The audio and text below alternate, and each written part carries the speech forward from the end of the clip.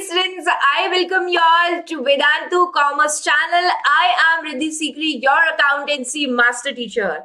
In today's session, we are going to talk about the four professional courses, the top four professional courses जो ज़्यादातर popular भी है और ज़्यादातर opted भी है और ऑफ कोर्स सभी कॉमर्स स्टूडेंट्स को उनके बारे में पता होना चाहिए. So those top four professional courses I am going to discuss in this session. What is the procedure of starting it? Yes, of course I am going to discuss it, which you should opt as per your choices or as per your likings. That also I am going to discuss in this session. So this is a very relevant and very important video for each and every kid who is willing to do professional courses in his or her life. Right? So let's begin with our best professional courses for commerce students. Of course, बाकी fields के students भी इनको opt कर सकते हैं.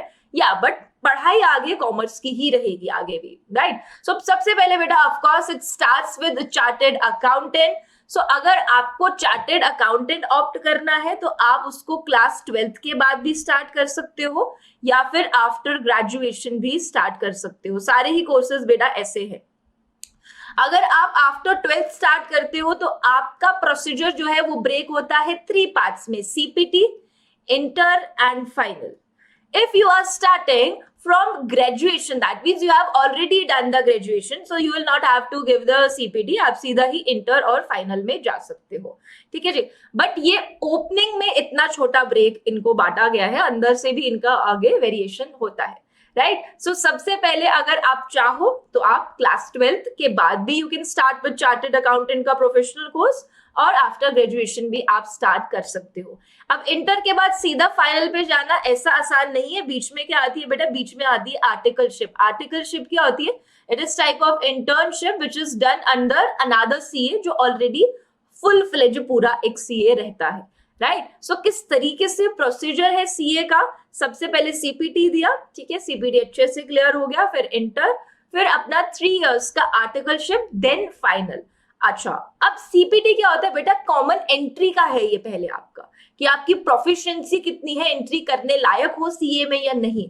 तो सबसे पहले फाउंडेशन के 4 पेपर्स विच आर थोड़ा बहुत related to your 11th 12th accounting and other of course BST economics अपने पिछले सब्जेक्ट से रिलेटेड रहता है. कौन कौन से सब्जेक्ट्स आ जाएंगे बेटा? Principles and practices of accounting, business law, business correspondence, business mathematics, logical reasoning, stats, business economics, business commercial knowledge. So yeah, these subjects are somewhere or the other related to your class 11th and 12th का course.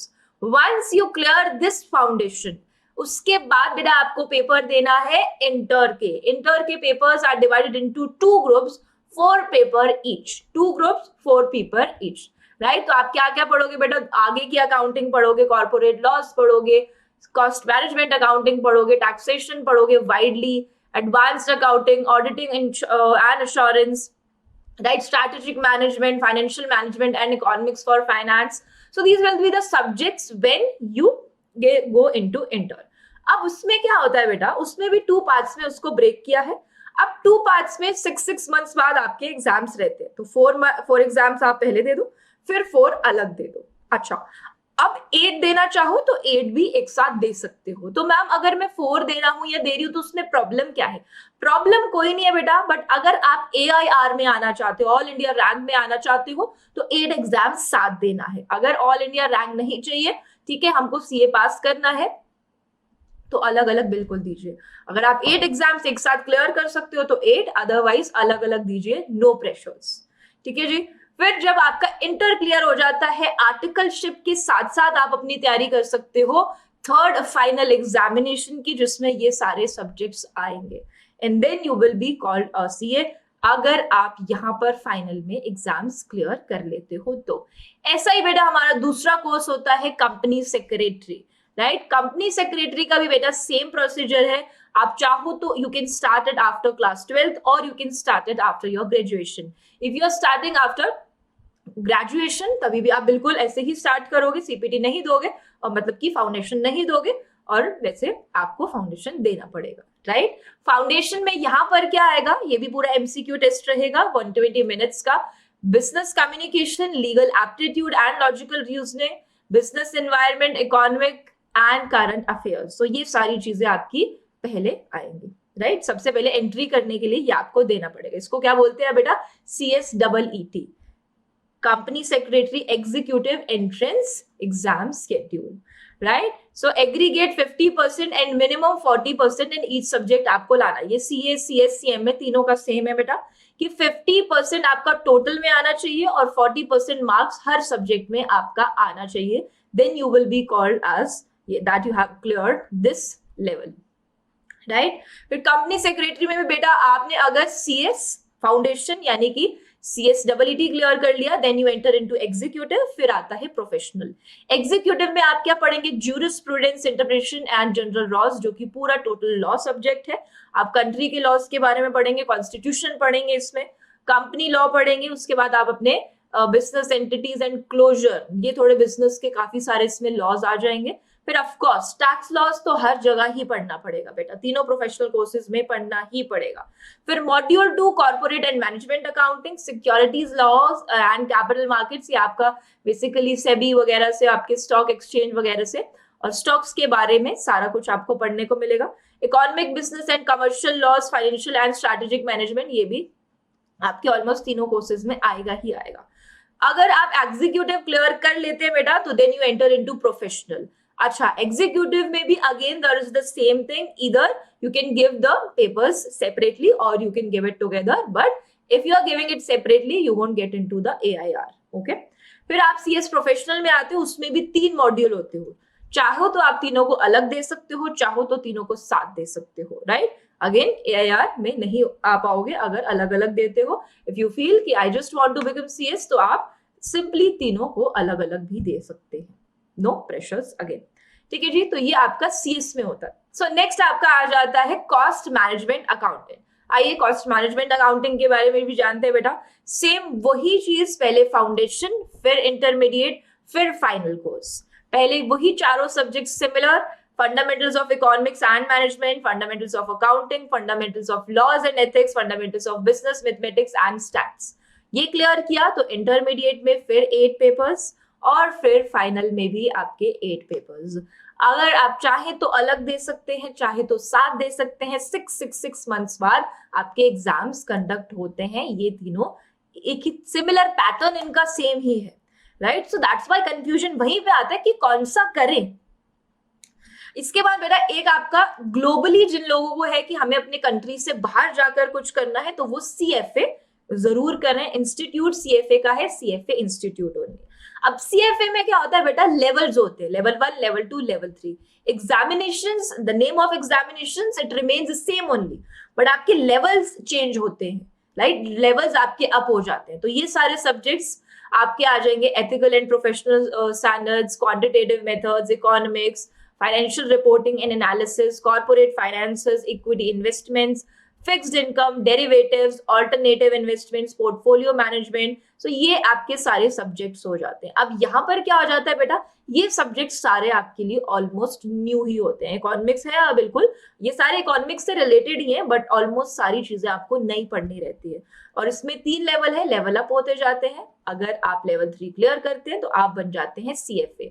अब CFA में क्या opportunity है कि आपको globally job direct मिलता है, right. बाकी अगर आप CA, CS, CMA करते हैं तो वहां पे आपको अगर कंट्री के बाहर जाना है तो आपको टेस्ट क्लियर करना पड़ेगा। CFA में आपको डायरेक्ट बाहर out of the country job अगर आप चाहते हैं तो वो इजीली CFA में होती है, 4 ऑफ द प्रोफेशनल कोर्सेज में से, राइट। तो ये थे बेटा हमारे टॉप 4 प्रोफेशनल कोर्सेज। अब बात कर लेते हैं कि किस बच्चे को CA लेना चाहिए, किसको CS करना चाहिए, किसको CMA करना चाहिए और किसको CFA करना चाहिए। सो सबसे पहला बात बेटा, अगर आपका फेवरेट सब्जेक्ट टैक्स है, आपको टैक्स के बारे में जानना पसंद है तो ऑफकोर्स आप CA कीजिए।